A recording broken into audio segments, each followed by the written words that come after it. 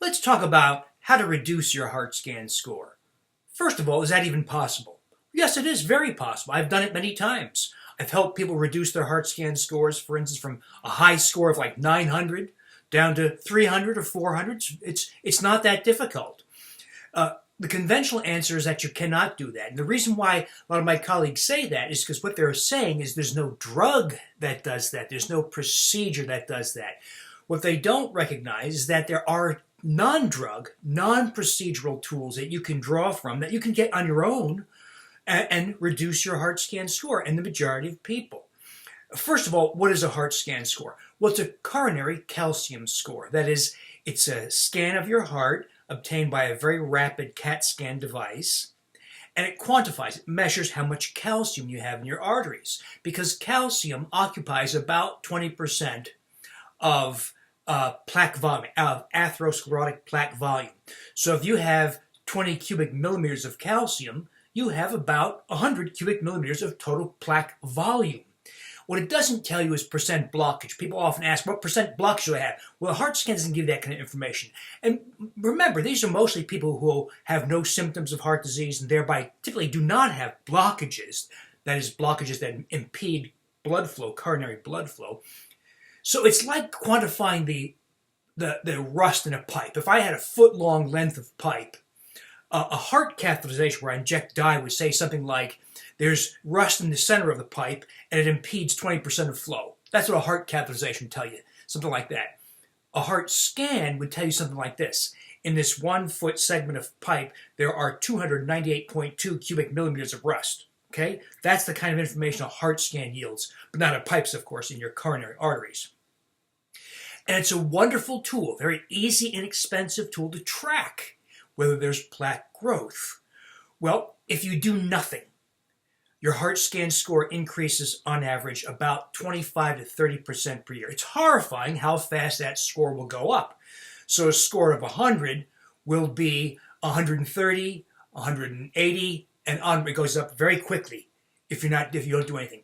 What if you take a very high dose of a statin drug, aspirin, a beta blocker, maybe an ACE inhibitor? That's what my colleagues do, and they call that heart disease prevention.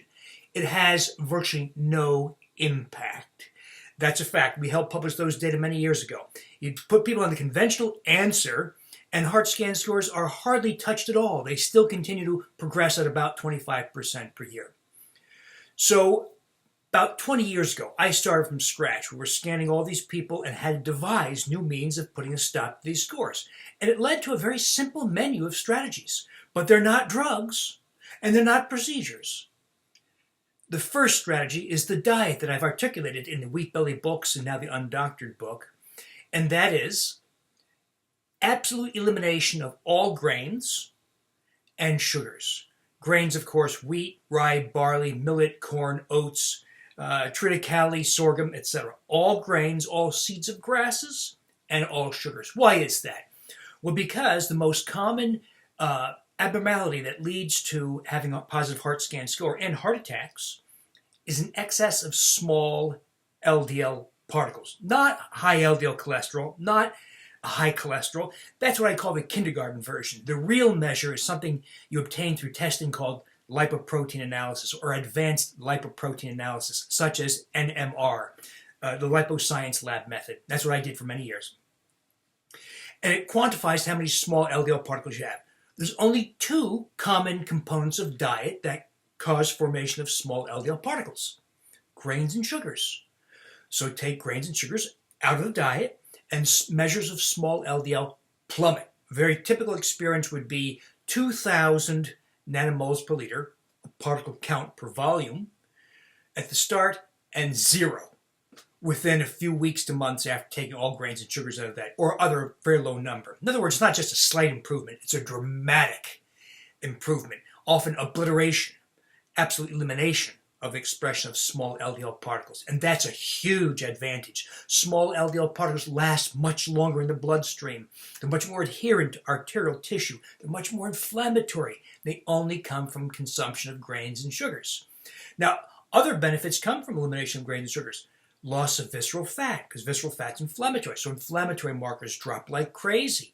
Blood pressure drops. You lose weight. Triglycerides come way down. HDL cholesterol goes way up. In other words, elimination of grains and sugars is not just a means of reducing small LDL particles. It generates a whole landscape, a broad landscape of improvements in health that all lead to better control over that heart scan score. Next is vitamin D. When I added vitamin D about 10 or so years ago, it was the first time I watched heart scan scores plummet. Dramatic reductions. Before I added vitamin D, we were lucky to get a 0% year-over-year lack of increase in a heart scan score, or slowed it down maybe a 9% per year increase, or maybe a very modest, maybe 3% reduction from one year to the next. When I added vitamin D, that's when we started seeing 24% reduction, 36% reduction, 48% reduction, 72%, incredible amounts of regression, of reduction in the heart scan score. So vitamin D is crucial. Now refer to the Undoctored and Wheat Belly Total Health books on exactly how to do that, but we aim for a 25-hydroxy vitamin D blood level of 60 to 70 nanograms per milliliter. Okay, typical dosing is 6,000 units of an oil-based gel cap per day. Typical, but not for everybody. That's why we use blood tests, because vitamin D is a powerful anti-inflammatory agent and has other beneficial effects that allow you to reduce your score. Vitamin D also normalizes calcium metabolism, the thing we're measuring in your arteries by the heart scan score. Fish oil, but we use the true therapeutic dose, which is 3,600 milligrams of EPA and DHA, not of fish oil, but of EPA and DHA. That's why you can't use krill oil. It's too trivial a dose. That's why you can't use flaxseed oil or other sources of linoleic acid. You want the EPA and DHA of fish oil, 3,600 milligrams twice a day. Broken into two different doses, 1,800 milligrams morning, 1,800 milligrams in the evening. Iodine and thyroid normalization, very important. Even marginal degrees of hypothyroidism, even with a TSH in the high normal range, is enough to make your heart scan score and thereby your heart attack risk go sky high. I saw it happen many times because thyroid disease is very, very common.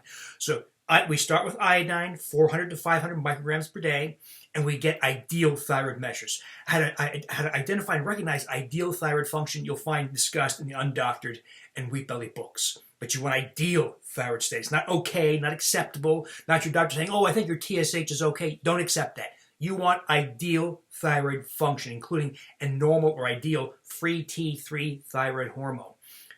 While it's not a big effect, we supplement magnesium because that helps correct such things as high blood sugars, high blood pressures, and all the things that contribute to heart scan scores. So we either use the malate or the bicarbonate salts. And once again, the detail on how to do that, and even how to make your own magnesium water to supply magnesium bicarbonate, the most absorbable form of magnesium available, that's all in the Undoctored book and Wheat Belly Total Health. And then lastly, cultivate bowel flora with a combination of a high-potency multi-species probiotic with occasional fermented foods, fermented veggies, kefirs, yogurts that you make yourself, and prebiotic fibers. So that's a whole conversation of its own. You'll find lots of videos and conversations in the Wheat Belly blog, Undoctored blog, and we explore this even further in the Undoctored Inner Circle website, the community of people who are deeply involved in the Undoctored community. So that's it. Follow those basic, 6 basic strategies, and the majority of people can put a stop to any further increase in their heart scan score, and most drop their score. There are exceptions. There are some genetic variants that I won't discuss today, but we discuss further in the Undoctored Inner Circle. We take a deep dive into these kinds of things. There are genetic variants such as the apoprotein E, ApoE gene, and also lipoprotein A and some others. But those are a little bit exceptional. Most people, just by following these 6 basic strategies, can stop their heart scan score or reduce it.